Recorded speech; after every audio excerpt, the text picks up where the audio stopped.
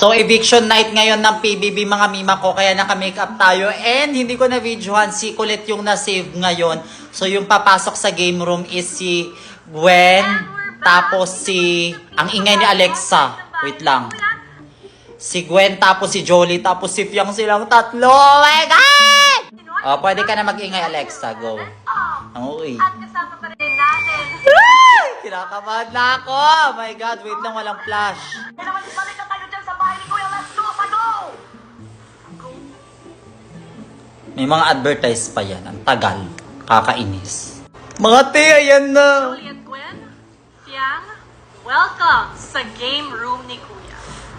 Diyan sa kinatatayo ninyo, malalantad ang inyong kapalaran ayon sa boto ng taong bayan. Sino nga kaya ang lalabas ngayong gabi? Ang pangalan na aking tatawagin ay ang siyang ligtas at mananatili